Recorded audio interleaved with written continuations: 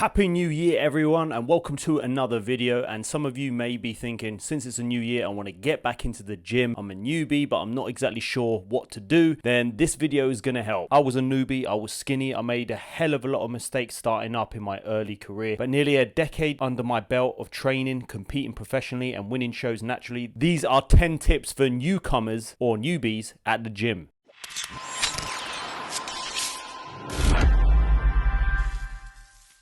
Now, tip number one is listen to one person. Ideally, you want to get yourself a coach, but one of the mistakes I see from people is that they take on too much information from too many different people. Now, there are many ways to lose body fat and build muscle. If you're working with a coach, or you get a program, or you get a nutrition plan from someone that you want to emulate. So if you want to get into weight training, you ideally want a coach who does the same thing, who does weight training. If you want someone who does more calisthenics and you want to get into calisthenics, your coach should be someone who knows calisthenics. This was something that helped me in my first 5 years of training. I made sure from the get-go that no matter who I worked with, my first coach was actually really terrible, but even though near the end of my time working with him, I knew he was terrible, I made sure that I've committed to the cause now. I need to see it out, I need to listen to what he says, and then I can move on to someone who's got a lot more knowledge. If you speak to so many people at the gym, some people might want to help you, but they'll be like, listen, you should do this or this or this. But if you're thinking that, no, but someone told me to do this, it's hit and miss. You don't want to take on too much information because then it can get just too overwhelming and then you're like, I don't actually know what I'm doing, I'm going to quit. Tip number 2 is focus on long-term changes instead of those quick fixes. Especially because it's start of the year, you will see so many people finding the motivation. They feel disgusting from the Christmas period and New Year, drinking and eating. Don't let that put you off to think, I need to go extreme. It's so easy to do so, but there's no point. Focus on very small changes. Don't think about what you want to achieve in the first month of training. Focus on the first 3 months, 6 months. It could be very small habits that are going to change and build up to bigger habits. That is the main thing you want to do. Focus on little goals that you need to do per day or per week, whether it's steps, drinking more water, and try and nail those little goals. Trust me when I say that is the best thing you can do. And if you think, oh no, that's too small, you'll be surprised at how many people set themselves too bigger targets they don't actually end up achieving. Focus on those small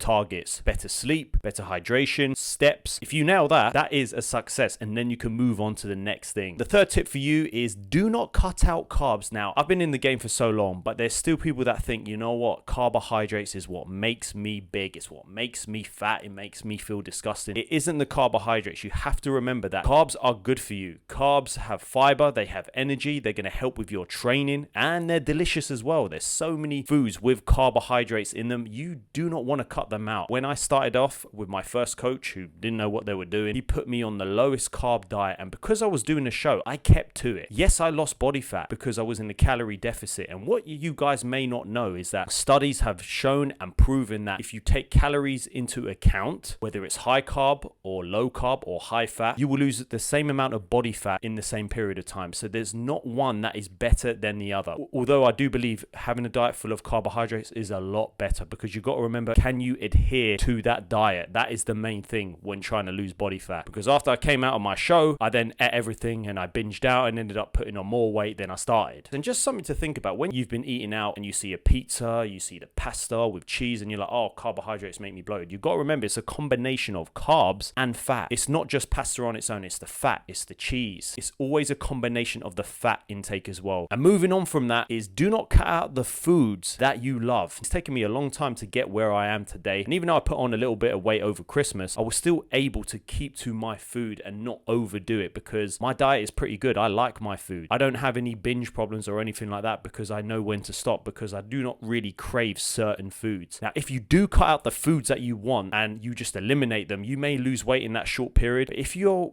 going every day and you're like, man, I really want this, I really want this, all it's going to do is, when you do come off that diet, or you feel like, screw it, it's the weekend, I'm just going to have a blowout, that is when you're going to start binging on that food. So if you can keep it within moderation, keep it in your diet. Remember, calories are important. So if you can include something in every day that can help reach your calorie target or your goals, keep that food in. But if it's something that kind of triggers you, you need to take it out until you're able to then have it within moderation. Even if it's losing body fat, is do not cut out the foods entirely that you love. And moving on to my next point, my next tip is, do not start too low with your calories. Do not go extreme in terms of the quantity of food that you're eating. Even if you're not counting calories, and I do believe you should be using MyFitnessPal. it kind of depends on what level you're at. Do not go too low with your calories. I know a lot of people that I've spoken to, they said, oh, I'm going to start this diet. And I'm like, that's quite low. Like, you don't need to go that low with your food, because all it's going to do, short term, you're going to lose that body fat. When it comes to the end and you want to kind of maintain your results, you're probably going to be craving foods that you want, and you're just going to end up eating more. So don't start too low. My next point is focus on the quality of your training, not the quantity. You don't need to go to the gym 5-6 days a week. You don't need to overdo it. If you say, you know what, I can get to the gym 3 times a week, or even twice, if you feel like, no, I can get to the gym 100% twice a week, that is so much better than trying to do it for a month at like 5 times and then you give up. Remember, you want to keep this in your lifestyle. That's why I can train 4 days a week. That's my sweet spot. Sometimes I'll do 5, but at the minute 4 times is a sweet spot. Even if you do 2 or 3 times, focus on the quality of your training, what you're doing within that hour, and then outside the gym you can focus on steps. You'll be surprised at how underutilized, or what people think how valuable steps is. If you can hit 10,000 steps over 7 days, that is a massive win, alongside 2 to 3 times a week training. 3 times I would say is the sweet spot. If you feel, you know what, let me start off with 2 and then I can build it up to 3. And my next point is prioritizing weights over cardio. Even if you're a woman, there's still that stigma where if you do weights, you're gonna get bulky. You're not, because women don't produce nowhere near the same amount of testosterone that men do. Now, for body composition, for fat loss, the best form of training is weight training. You want to utilize cardio in and around your weight training. 30 and above, you will start losing muscle. For men, your testosterone will start dropping. So you want to focus on weight training and progressive overload. If you need a coach or a personal trainer or some guidance, that is what I recommend. Don't do things that you can't do, because I've seen people in the gym where they haven't got the ability to do a deadlift and they're doing it all wrong, and you're probably going to end up getting an injury. But you want to be prioritizing big movements, your weight training, and using your cardio in and around your weight training. And moving on from that is progressive overload. That is why it's important to choose weight training over cardio in terms of body composition. Progressive overload is what you want to achieve in your training. Along with your diet, this is what's going to get you great results. You want to get stronger over a period of time, whether it's sets, reps, or weight. That's why you want to record all your training, because if there's no progressive overload, you won't build new muscle tissue. You won't push the body beyond what it can do. And remember, it's not just weight. It could be reps, sets, and it can even be better form. So remember, if you nail the form and the form is better, that is a form of progression. You don't always need to go up with the weight. You want to be performing that movement with good speed, with good technique, before trying to increase the weight. And if it is fat loss you are looking for, I would recommend getting your weight 3 times a week. If it's something that triggers you off, then obviously 3 times a week is good. If you do not want to and you're just like, no, I just don't want, I want to go by how I feel, it's important to get your weight, just because you have another form of data to see if you're achieving your goals. So for instance, you've got your training. Are you getting progressive overload? Do you have more energy? Is your sleep better? And is your weight going down as well? And this is a good indication, because you might not realize that you might be eating good food, but the quantity of what you're eating might be a little bit too much. So if you're like, no, I've eaten very good this week, been aware of what my eating is, but I've maintained. If it's been like that for 2 weeks and you've been eating the same quantity of food, you might just be eating a little bit more food. So it's important to get your weight, just so you have an indication of what your diet, what is it doing in regards to what your weight is. And you want it 3 times a week because you want to get an average of the week. It's not about 1 day a week, because 1 day a week is not enough data in order to tell you that you are losing weight. One day you might have eaten food late. That can cause your weight to go up in the morning. You might not have slept. That can cause your weight. You might have been stressed. So all these factors can have an impact on your weight going up in the morning. And my last top tip